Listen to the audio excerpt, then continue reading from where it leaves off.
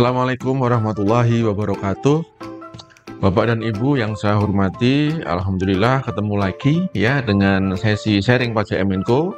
Kali ini kita masih akan menjawab pertanyaan-pertanyaan webinar yang tersisa untuk webinar dengan judul aspek PPN untuk perbankan. Karena selama ini kan teman-teman BPR itu kan belum melaksanakan kewajiban PPN.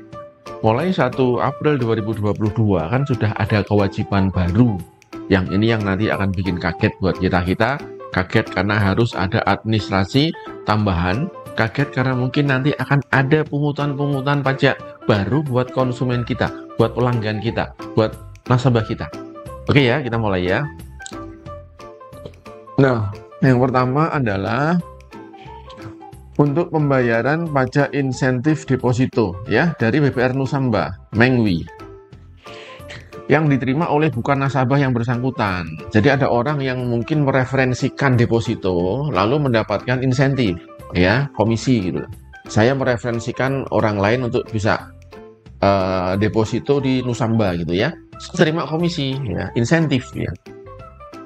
Yang bersangkutan sudah masuk pajak PPh pasal 21, apakah dikenakan PPN lagi gitu ya. Nah, PPN itu kan dikenakan kepada yang mendapatkan manfaat jasa gitu ya. Nah, kemudian PPN ini dikenakan dengan cara apa? Si pemberi jasa itu membuat tagihan PPN ini. Nah, pertanyaannya, orang yang mereferensikan orang lain ya, misal nih, saya mendapatkan fee, ya kan? Harusnya kan saya nagih nih, BPR mana nih fee saya nih? Saya udah referensikan orang nih untuk deposito. Maka dari omongan tagihan saya itu, dia bayar ke saya nih.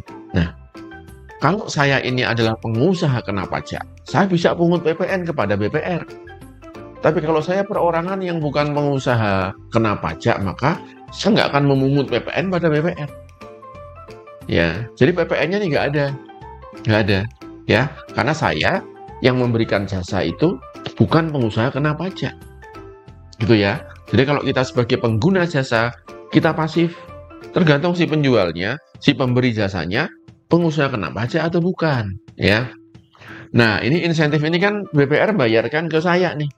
Saya terima dari BPR nih, jreng masuk ke kantong saya, BPR sudah motong PPh pasal 21, sudah cukup selesai. Ya, nggak usah ditambah dengan PPN lagi. Itu ya, dari BPR Nusamba. Berikutnya, ini Aida ya, kumpulan Aida. Dewi Yunita, BPR Bank Klaten. Ya, BPR punya Aida, ya, belum terjual saat ini, ya. Dan pada saat sudah terjual, posisi BPR belum PKP, ya, belum PKP ya. Jadi misalnya nih, ini tahun 2023 nih. 2023, ini saya besarin dulu. Nah, ini ya. BPR belum PKP nih. Katakanlah ini bulan Agustus gitu ya. Ini belum PKP ini BPR. BPR belum PKP. Kemudian bulan Oktober 2023 BPR terdaftar sebagai PKP, ya. Lalu di sini nih, ini belum PKP, tapi secara aturan sudah seharusnya PKP. Nah, ceritanya Agustus, September misalnya, September Aida terjual. Ya, dengan harga misalnya 100 juta gitu ya. Nah, nanti kantor pajak akan mengatakan begini, loh, Anda September sudah seharusnya PKP, Anda seharusnya sudah pungut PPN tuh di bulan September. Maka hitungan kantor pajaknya begini nih, PPN keluaran ya itu akan kena 11% kali 100 juta. Oke, sama dengan 1,1 juta. Lalu karena kita belum PKP, maka ada satu aturan bagi wajib pajak yang belum PKP. Ya, maka ketika dia sudah seharusnya PKP, harus mengut PPN 11%, tarif normal. Wah, kaget nih kita kan. Wah, 11,1 nih. Besar sekali. Nah, ternyata undang-undang memberikan satu insentif. Untuk yang belum PKP mendapatkan PPN masukan yang ditaksir nilainya 80% dari 1,1 juta. Berarti PPN masukannya adalah berapa ini? 880.000. Ya. Sehingga PPN yang dibayar nanti kita akan dikenakan sebesar 220.000.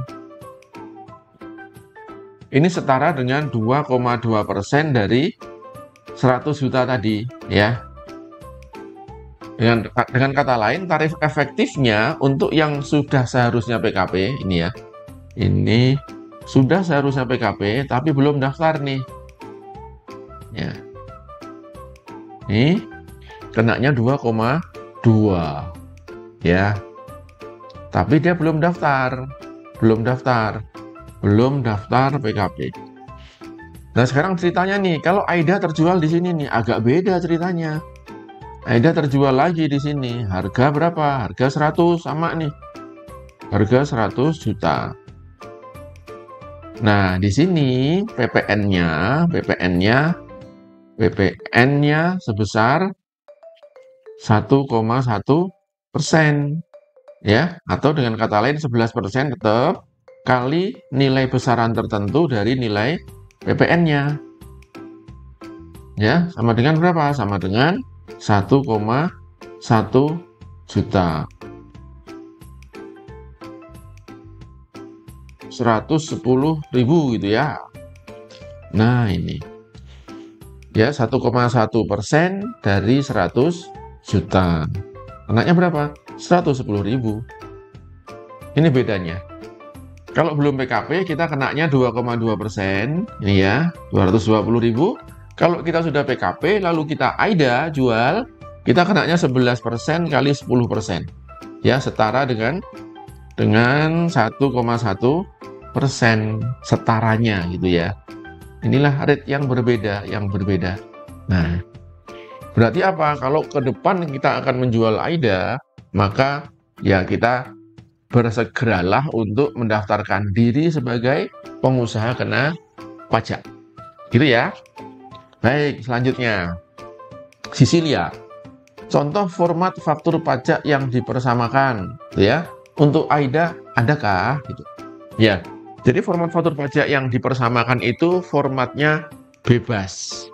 Bebas sesuai dengan formatnya kita aja. Yang penting ada nama kita sebagai pihak yang menyerahkan atau menjual BPR-nya.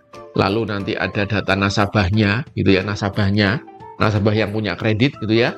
Yang ketiga, pembelinya, ya. Kemudian jenis barangnya apa, lalu tanggalnya, ya. Oke, nanti di sesi yang lain kita akan buat contoh juga ya terkait formatnya harus seperti apa. Tapi itu bebas diserahkan kepada wajib pajak, kepada BPR. Yang penting ada penjualnya, ada NBP-nya, ada alamatnya, ada nama nasabahnya, nasabah debiturnya gitu ya, yang kita AIDA-kan itu, lalu pembelinya siapa, lalu jenis barangnya apa, ya. Nomor pasti ada, namanya dokumen pasti ada nomornya, ya. Jadi bebas, ya. Saya belum punya contohnya, tapi silahkan berkreasi sendiri, ya. Baik, selanjutnya BPR SPNM PB ya, Rahmat ya, patuh beramal ini ya, Pak Rahmat. Objek bangunan AIDA kalau kurang dari 200 meter apakah tetap kena PPN? Tetap kena, Pak. Ya, jadi 200 meter itu kriteria untuk 200 meter kriteria untuk PPN kegiatan membangun sendiri, Pak. Ya, ini beda lagi dengan pasalnya AIDA ya. Kalau pasalnya AIDA kita dianggap seperti menjual barang kena pajak. Ini kita membangun sendiri kalau ini ya. Jadi walaupun yang kita aidakan itu luasannya cuma 50 meter persegi, tetap itu terutang PPN ketika kita sudah terdaftar sebagai PKP nanti Pak, ya, atau sudah seharusnya PKP, gitu ya Pak ya. Jadi untuk AIDA tidak melihat luasan bangunannya, mobil aja juga kena ini PPN ya, bukan hanya tanah bangunan. Lalu PT BPR Primadana Abadi, misal AIDA terjual, selain PPN, apakah pajak penjual dikenakan kembali? Include PPN atau penambahan selain PPN? Oke, ini saya buatkan ya. Ini ada BPR ya. Lalu di sini ada nasabah. Di sini ada AIDA gitu ya. AIDA, di sini ada debitur. Ya. Lalu di sini ada pembeli nih. Pembeli AIDA.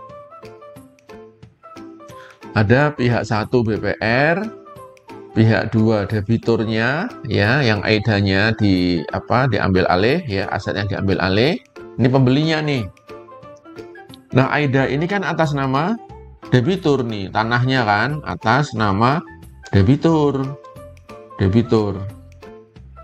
Nah, ketika dibeli nanti akan beralih nama ke pembeli. Gitu ya, ke pembeli ya. Nah, sekarang bagaimana pajak-pajaknya? Oke, BPR kepada pembeli di sini terutang PPN 1,1% ditanggung pembeli. Ini yang pertama, ya. Yang pertama terutang PPN ini atas AIDA ini, yang nanggung siapa? Yang nanggung pembeli. Ini yang nanggung, ya. Kemudian ada aspek pajak yang lain ketika AIDA-nya berupa tanah dan bangunan, ya. Karena ada di sini aturan terkait dengan PPh pengalihan. Nah, si debitur nih, PPh pengalihan hak atas tanah atau bangunan nih. Ya, di aturan dikatakan bahwa si pengalih, si penjual itu akan terutang penjual atau pengalih gitu ya, pengalih terutang pengalih yang mengalihkan maksudnya ya, terutang berapa persen? 2,5% dari nilai penjualan, nilai pengalihan. Nah ini ya, ini aspek pajaknya nih, si penjual nih. Oke. Ya, jadi ini bebannya penjual nih, 2,5% nih. Ini penjual yang bayar. Ya. Ini bebannya sih. Nah, kalau AIDA gimana? Wong dia udah nggak punya duit ya. Akhirnya ya pakai duit. Nilai itu kan ditanggung nilai jualnya oleh penjualnya, pengalihnya gitu ya. Ini aturannya begitu. Kemudian ada lagi nih, ada lagi aturan pajak yang namanya, ini yang pertama ini, PPh pengalihan hak atas tanah dan bangunan, ini aturan pajak yang pertama ya. Yang kedua PPN nih, pembelian AIDA ya. Lalu yang ketiga itu ada yang namanya bea perolehan hak atas tanah atau bangunan. Siapapun yang mendapat pengalihan nama, tadinya tanah namanya debitur, sekarang beralih ke namanya pembeli, maka dia menanggung 5% kali nilai pengalihan dikurangi dengan nilai tertentu yang ditetapkan oleh perda setempat, kabupaten setempat.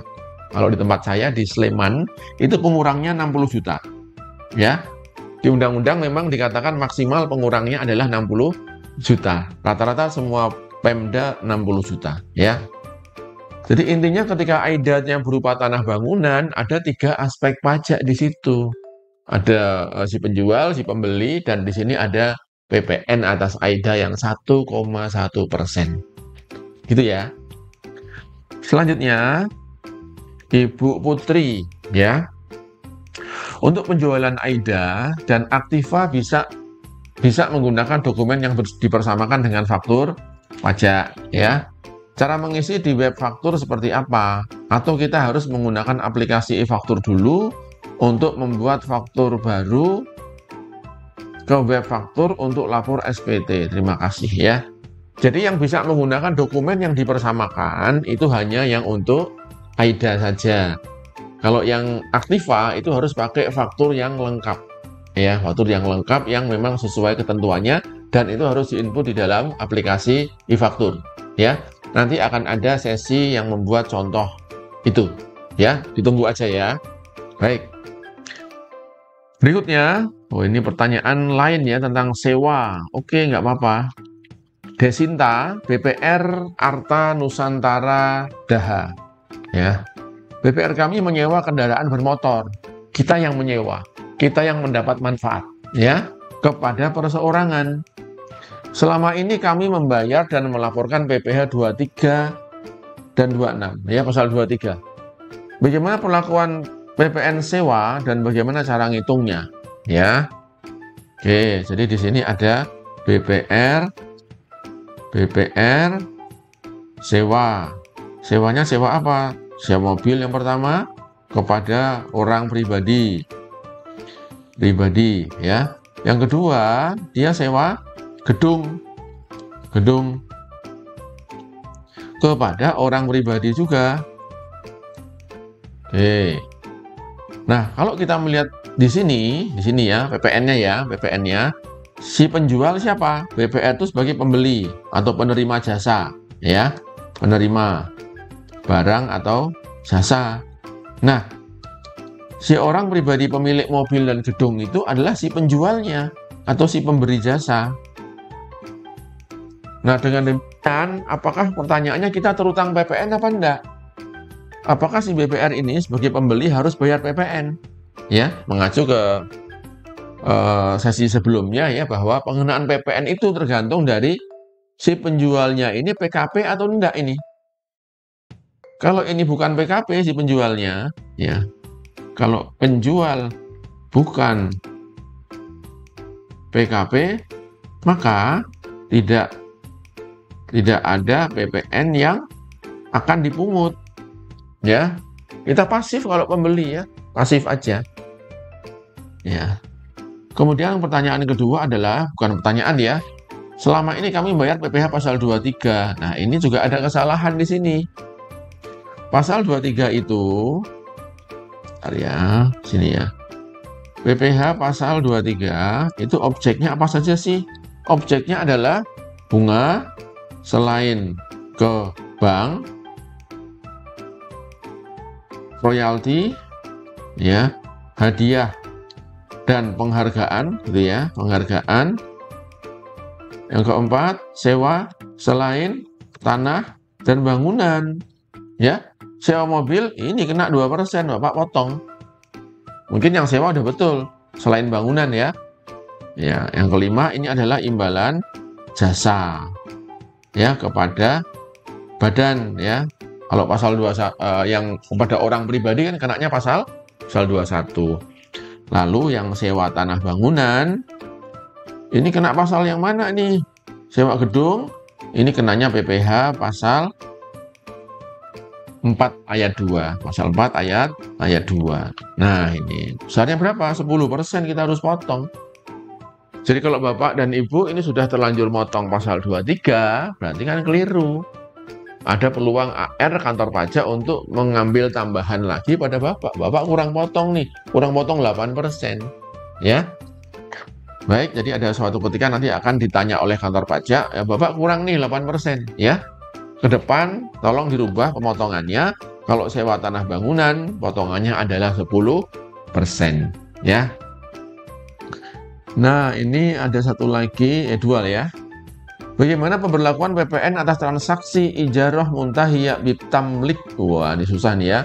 Dengan skema akhir, barang yang disewakan akan dihibahkan kepada nasabah.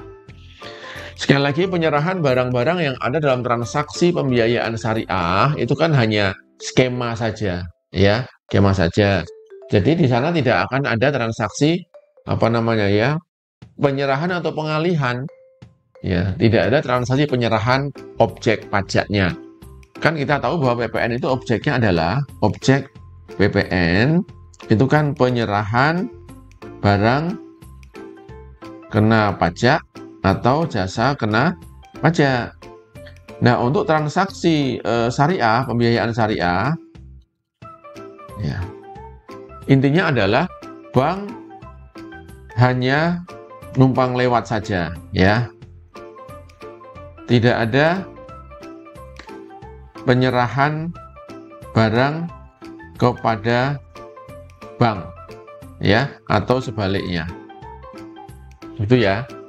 Jadi hampir sama dengan dealer kepada nasabah tadi, ya, dianggap langsung gitu, dianggap langsung.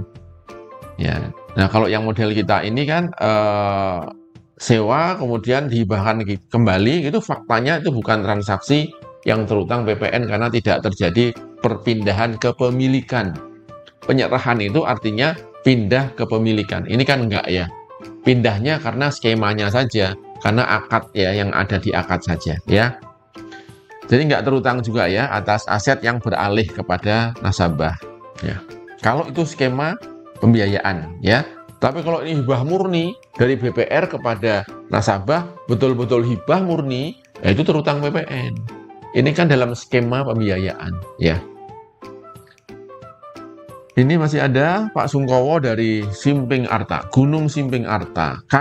Kita BPR membayar sewa kendaraan ke pihak ketiga, bayar sewa ya. Untuk pajaknya kita potong ya. Ini harusnya potong ya kata-katanya ya, bukan pungut ya. Potong ya. Dan kita laporkan tanggal 10 selanjutnya. Apakah benar Pak? Ya. Jadi untuk pemotongan pihak ketiga ya, PPh 23 ini bayarnya maksimal 10 bulan berikut ya. Tapi kalau lapor SPT maksimal tanggal 20 bulan berikut ya. Bedakan antara saat bayar potongan pajaknya sama lapor, selisih waktunya ya, itu pasal 23. Ini kan sewa kan pasal 23 ya. Baik, semua PPh pemotongan pemungutan ini deadline-nya ini ya, pasal 21 ini deadline-nya, 10 bayarnya, 20 lapornya. Pasal 4 ayat 2, 10 bayarnya, 20 lapornya. Sama ya. Yang beda pasal 25. 25 hanya tanggal 15 ya, bulan berikutnya. Baik Bapak Ibu sekalian ya, sudah terjawab seluruh pertanyaan teman-teman yang tersisa di webinar aspek PPN untuk perbankan. Terima kasih atas perhatiannya. Sampai ketemu di lain waktu. Assalamualaikum warahmatullahi wabarakatuh.